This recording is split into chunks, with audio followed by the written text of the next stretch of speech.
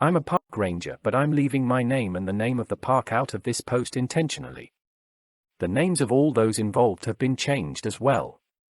I needed to get this story out there but cannot rely on conventional avenues. That's why I'm posting it here. I could lose my job or much worse, but this story has to be told. I owe it to Catherine, not her real name. I arrived at the ranger station like any other day. I was given my section of the park to patrol. Unfortunately, the park is massive and my section usually includes half of it. So there isn't much chance for leisurely strolls on the trails. I hopped in my work vehicle, a 10-year-old 4x4, and headed out to see if anyone needed assistance. It didn't take long to find someone. At the first campground, there was a man who couldn't get his camper started. A quick jump got him rolling along.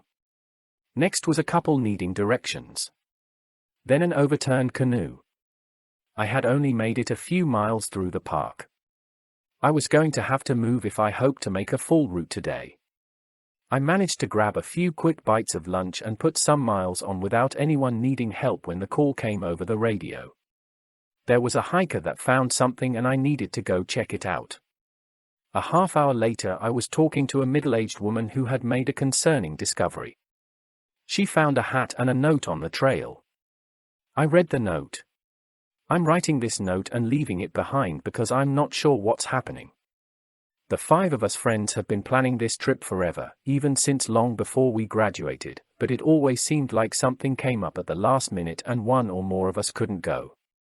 For a while, I was almost convinced that some outside force was working against us. That we were cursed not to go camping together until we were all too old to enjoy it. I could picture Devon now. He would still go even if he was so old he had to use a walker on the trail. He's always up for camping. I think the guy carries a loaded backpack in his car with him everywhere he goes. LOL.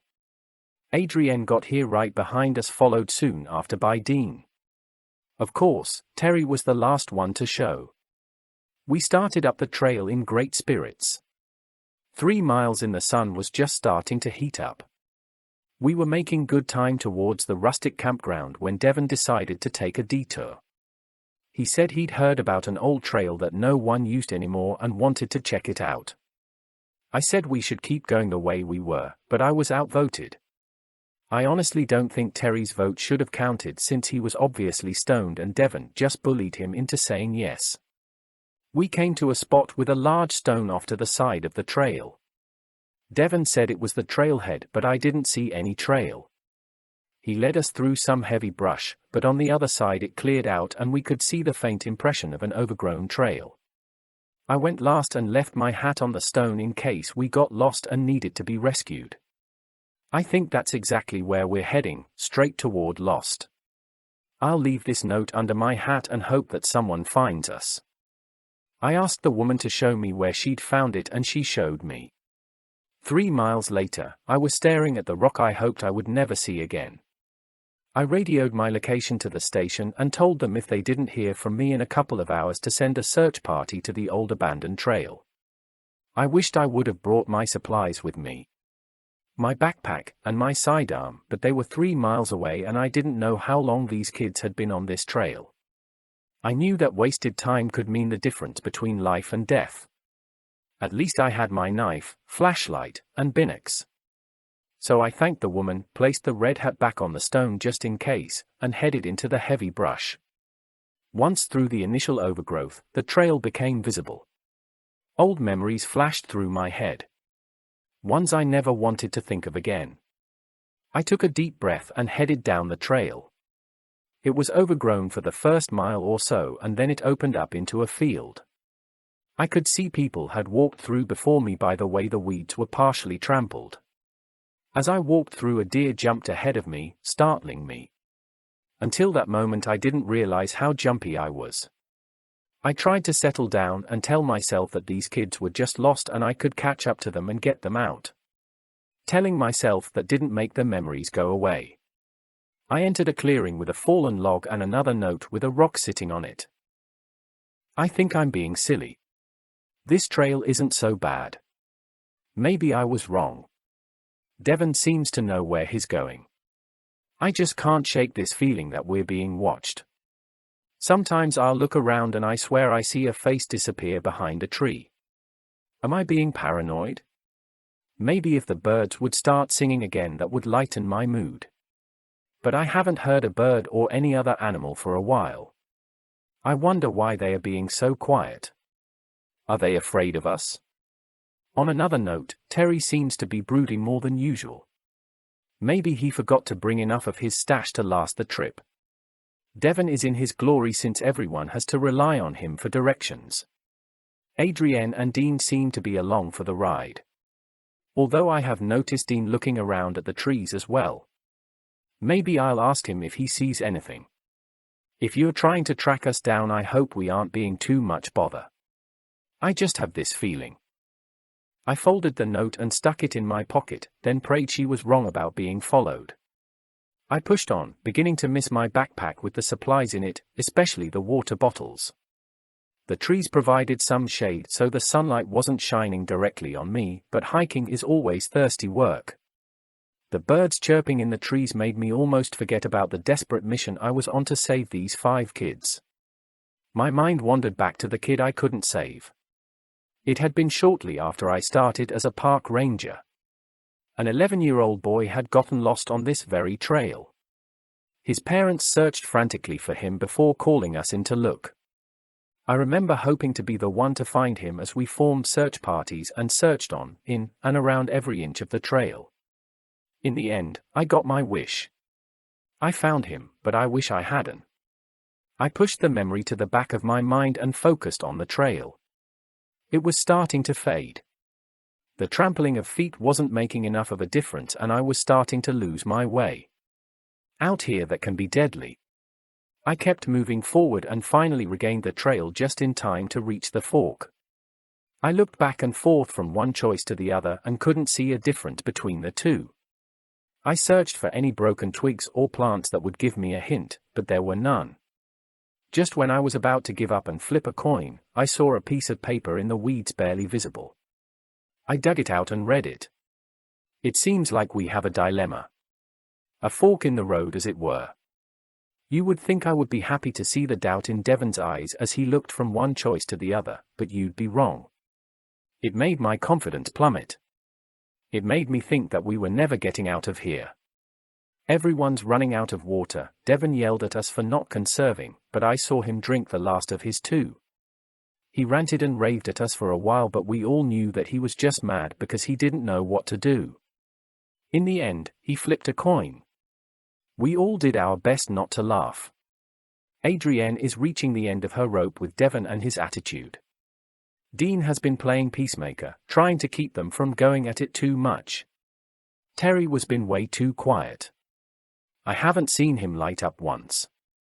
Something's up with him, but every time I ask he says it's nothing. The birds still aren't singing and it's starting to really bother me. The strange feeling I have hasn't gone away. I asked Dean if he had seen anything strange, but he won't talk about it. We've been on this trail for a while. I'm hoping to come to the end soon. By the way, in case the note got moved or blown around, we took the left trail.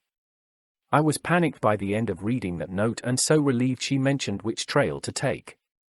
I radioed in and reported that I was on the trail of the missing hikers.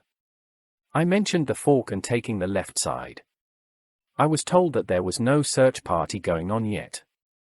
That I was the only one looking for these kids. It was the complete opposite of years ago looking for that kid.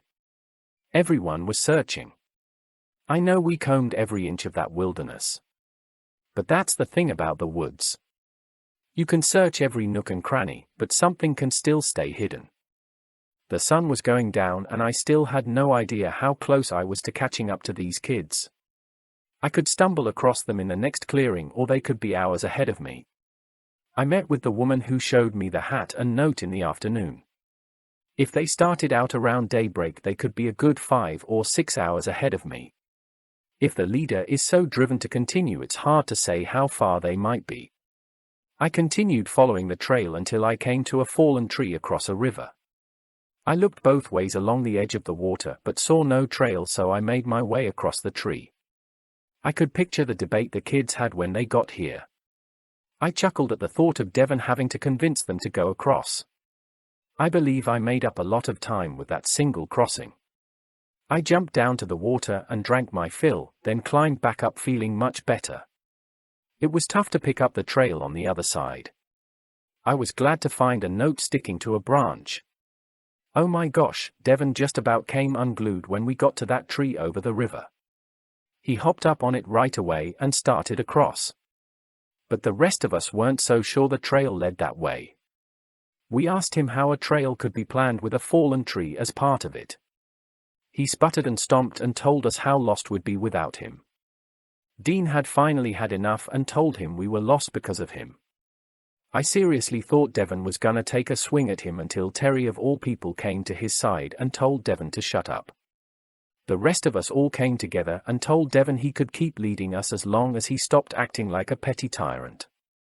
He didn't take it well. In the end, he told us we could all go to hell.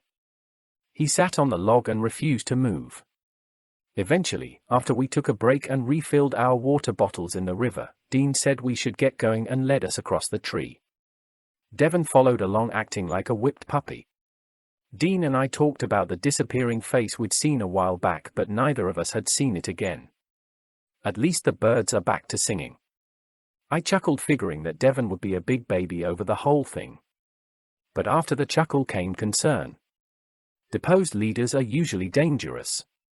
I wondered how much offense Devon had taken and if he would be looking to get some payback in some small or large way. Darkness was coming on fast in the woods. I had to make a decision. Camp for the night or keep going. If I camped, I could defend against the predators that lurked in the darkness. But if I kept moving, there was a good chance I could stumble across the group before daybreak. It wasn't much of a decision. These kids that I didn't even know, that I had plunged headfirst into the woods without even my backpack of supplies. Of course, I was going to try to catch up with them. If I had done that years back, would that kid still be alive? Such thoughts nagged at me. Most days I kept them at bay, but here in this same forest, close to the spot where I found him, I needed to focus. If I'm going to keep after them, then I need to get going. I stepped off the trail to take a piss and heard a metallic snap. At the same time, I felt intense pain shoot up my leg. I looked down and I had stepped into a bear trap. I screamed, fell to the ground, and rocked back and forth in agony. After a few minutes, I focused on getting the trap off my leg. I found a branch and pried the trap open, screaming the entire time. I managed to pull the trap off my leg and threw it to the side. I really didn't want to take my boot off, but I had to see the damage. It took every ounce of effort I could muster to unlace the boot and pull it off. My leg was purple. I felt along the wound very gently, but there didn't seem to be any break. That didn't mean I wasn't going to be limping for the next month. But it did mean I would buy this brand of boots for the rest of my life. It took much more effort and some more screaming to put the boot back on, but I knew I needed to keep moving. I laced up the boot and found a sturdy branch to use as a crutch. I struggled to my feet and took my first few ginger steps. Once I got into a rhythm, it got easier, but I couldn't walk as fast as I had been. Of course, when I was at my weakest was when I heard footsteps in the trees close to me. I knew there was a predator around just because it could sense I was vulnerable. I leaned against a tree and held my crutch ready as a weapon. The footsteps came closer. They paused as if they knew I was ready, then slowly continued stalking me. They were deliberate but slow. Each step seemed measured, as if waiting for the right moment to strike. I heard it right next to the tree I was hiding behind. I whipped around as best I could and raised my crutch to strike. A deer stared at me for a heartbeat and then turned and ran through the forest. I collapsed against the tree and slid down to the ground, allowing the adrenaline to bleed off. I don't remember falling asleep. I woke to sandpaper scraping the side of my face. I opened my eyes and there was a bear beside me, licking my cheek. I freaked out, screamed, and rolled away from it. The bear wasn't ready for that reaction. It startled and ran away. I slowed my rapid breathing and looked around. It was dark. There were thin shafts of moonlight beaming through the trees, providing a little light. I checked my watch and it was nearly 4 in the morning. I rose slowly and gingerly on my injured ankle, took the small flashlight out of my pocket, and prayed it still worked. My prayers were answered when the beam shone brightly through the woods. I panned around trying to get my bearings. After a moment I found the trail and started hobbling toward it. The nightly noises were a comfort. At least if the crickets were chirping and the rest of the forest was singing its nightly tune, that meant predators weren't around. I stumbled and fell, hitting my injured ankle against a rock. The pain overwhelmed me and I screamed. After a few minutes of recovery, I got up and continued at a slower pace, paying more attention to the ground. I chided myself for falling asleep and losing so much time. At least the trail was easy to follow. I continued on through the night, hoping I wasn't too late. I started thinking about the boy I'd failed to rescue and what would happen if I failed to rescue these kids. I'm sure the Rangers department would say I did my best. I wasn't worried about them, it was me. Would I be able to forgive myself for letting something happen again? My thoughts were interrupted when I stumbled into a clearing. Not just any clearing. There were the remnants of a fire. There were impressions from tent pegs being pulled out of the ground. All around were the signs of a very recent campsite, including a tent that was still set up. I got so excited I nearly fell over my crutch looking around for signs of anything. The tent was a mixed blessing. It was very ominous that it was still here while the others were gone, but I was able to find some supplies to take along for my search. The most important was food. I shoved some protein bars in my pocket while devouring some beef jerky. I also grabbed 2 bottles of water from the pack. I stumbled across a note sitting under a rock beside the smoldering fire. Before I sat, I held my hand out to the fire. It was still warm, but the embers were nearly dead. It had been hours since it was first lit. If I hadn't taken my unintentional nap, I would have caught up with them. There was nothing I could do but sit by the dying fire and read the note. Hoping there was good news. We found this clearing and decided to camp. Everyone was tired from walking and the mood was somber because no one seemed to know where we were. All of us had been hiking in this forest before, but none of us had ever seen or heard of this trail. We set up our tents and started a fire, then had some supper and sat around. No one really felt like talking, so I tried to get the ball rolling by asking Terry why he was late. He hesitated, but at my prompting eventually, he told us that he had hit an animal with his car on the way here. I asked if it was a deer and he said no, it was much too big to be a deer. He said it walked upright on 2 legs and it was massive, like 8 feet tall, covered in brown hair. He swerved to miss it, but the strangest thing was it seemed to try to jump in front of him anyway, like it wanted him to stop. We all listened with rapt attention. Just then, off in the distance, we heard a scream. We all froze. Devon started spouting off and yelling at Terry for trying to scare us, then he stormed off. Dean tried to stop him, but he pushed him away and disappeared in the woods. The rest of us talked, trying to decide if we should go look for him, but in the end, we figured we should just let him go and cool off. A short while later we heard a rustling off in the distance and a muffled cry. We huddled a little closer together and went on high alert. Our eyes darted back and forth as we searched the impenetrable wall of trees surrounding us, looking for any sign of a predator. Right then the strangest thing happened. All the nightly noises stopped. The crickets, the squirrels, the owls, every sound that you usually hear in the forest at night simply ceased. It was unnerving. For a moment I wondered if I hadn't gone deaf. Our eyes darted all around in the darkness. We all huddled closer to the fire. Dean pulled out his hunting knife. None of us said a word. It was like if we spoke, something bad would happen. Somehow whatever caused the noises to stop would find us if we spoke. Someone did speak though, just not who we expected. "Why are you here?" came a raspy deep voice that seemed to echo from everywhere. We looked all around and finally, a man stepped into the light. He was large, well over 6 feet tall with broad shoulders, and older, maybe in his 50s or 60s.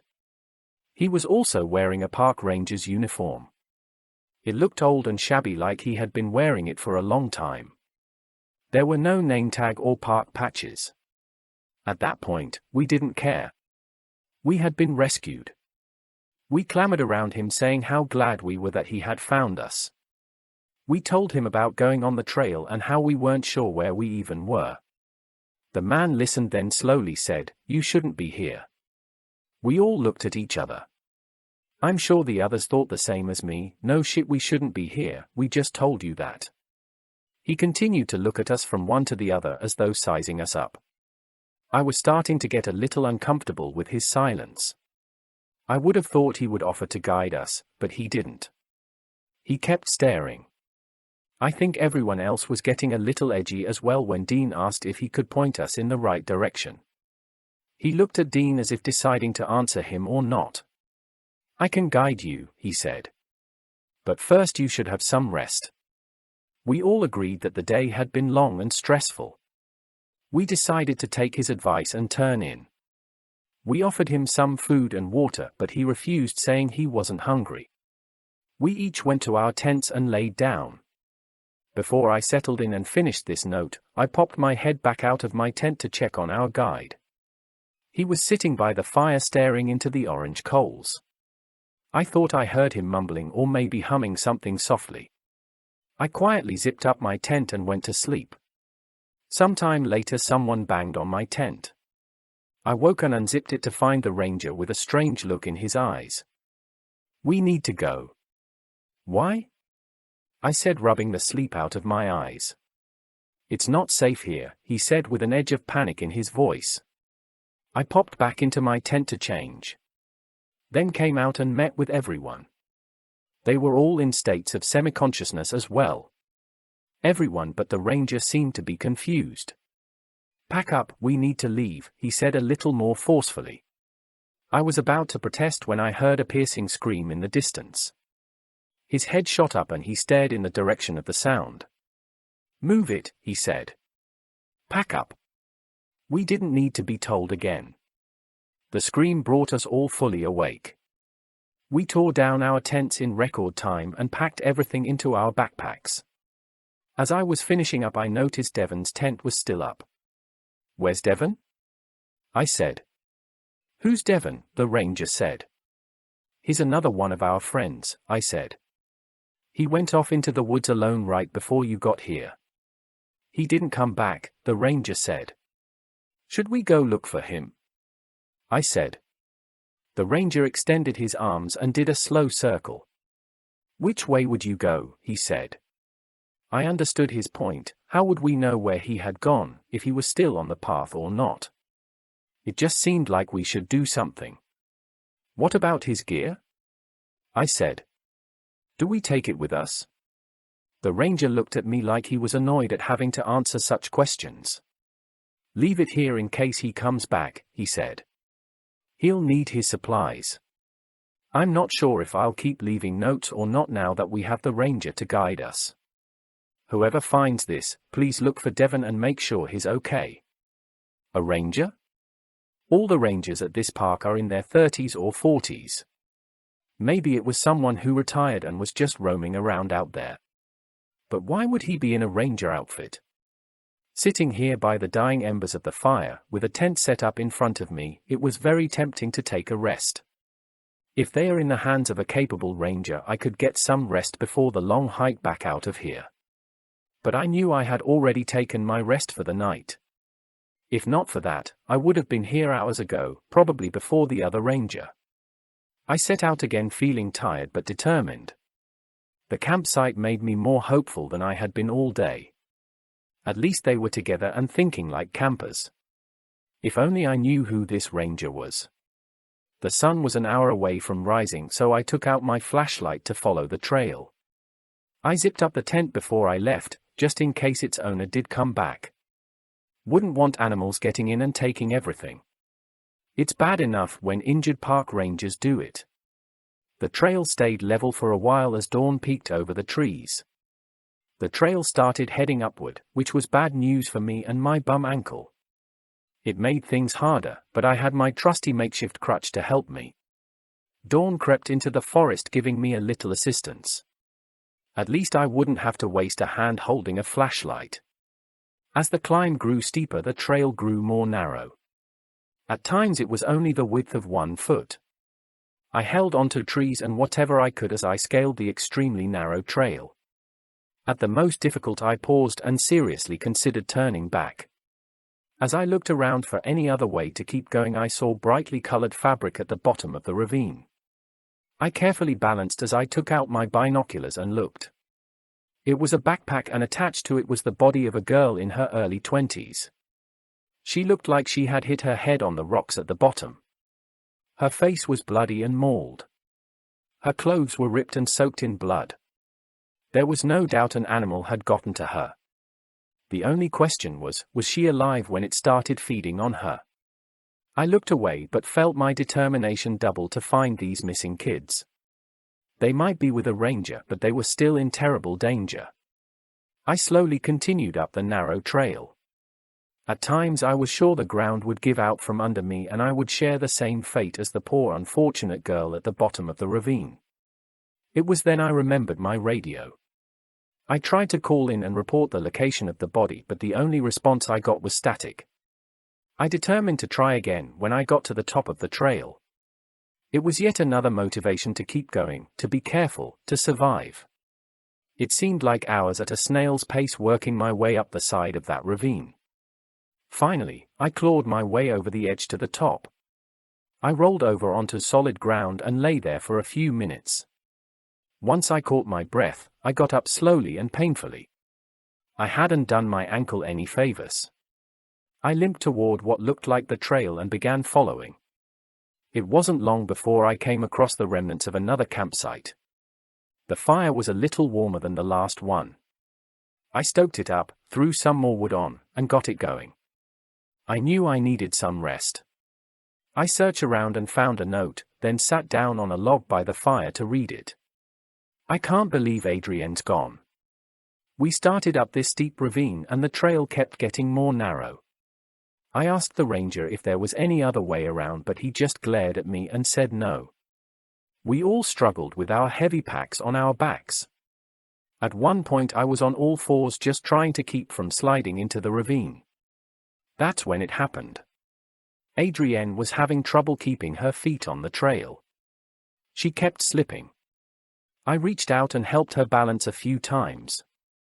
Being right in front of me, I kept an eye on her whenever I could.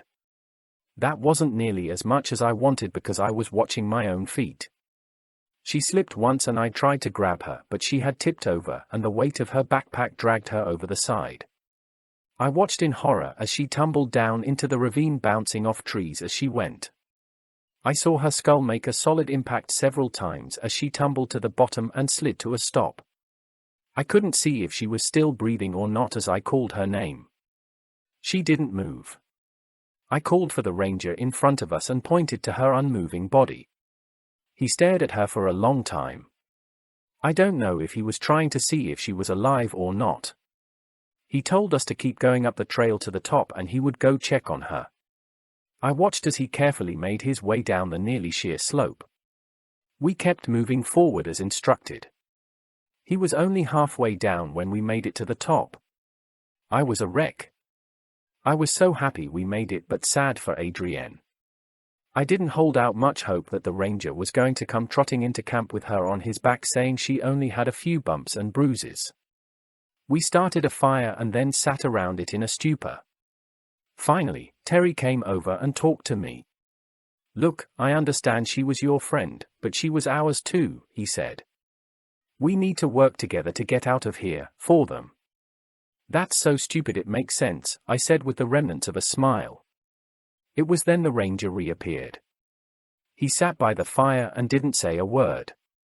There was something in his eyes. It wasn't sadness, but I don't know exactly what it was. We knew she wasn't coming back. We rested for a little while, then started out on the trail again. If you're following us, I hope you're being careful. Stay safe. Wow, this girl is something else. With all she's gone through, she still wants me to be safe. I hope I find her. I think she'd make a good ranger. My guilty conscience jumped up on my back and yelled at me. How can you sit around and rest when that poor girl just lost her friend and needs your help? I knew it was right. I just didn't know why that other ranger was being so careless. I struggled to get up, kicked out the fire, and started after them. The daylight was dimming, but it was only 8 in the morning. I looked up and saw why. Storm clouds were overtaking the sky. Yet another reason I wish I would have brought my backpack.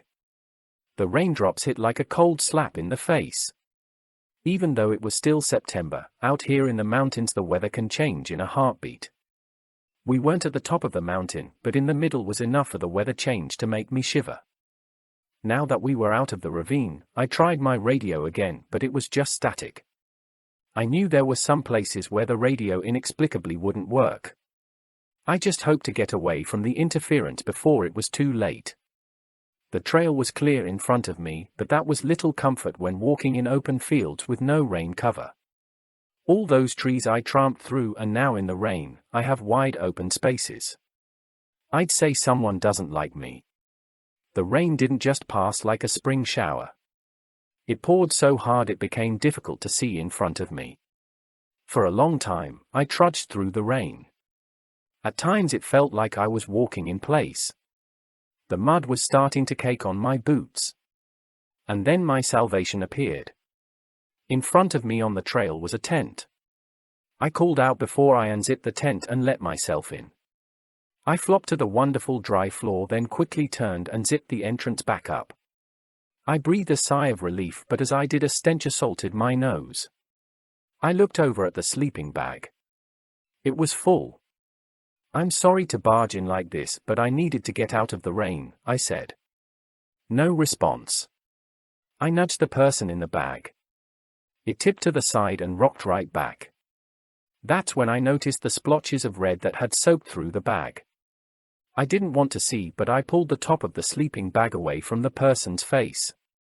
The bad part was they no longer had a face. It had been ripped away and the neck had been gouged out.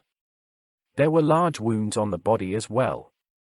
I tried to feel for a pulse, but when my fingers went straight into the muscles of the neck, I figured there was no pulse to feel. I wiped my fingers on the sleeping bag and pondered why this person was covered. I know the animal who did this didn't gently cover up the person with a sleeping bag when it was done. I found my answer laying above the head of the person. It was a note. "I can't believe Terry's dead. I wish I'd never come on this trip. I wish I'd never let Devon bully us into turning down this damn trail. Where the hell is Devon anyway?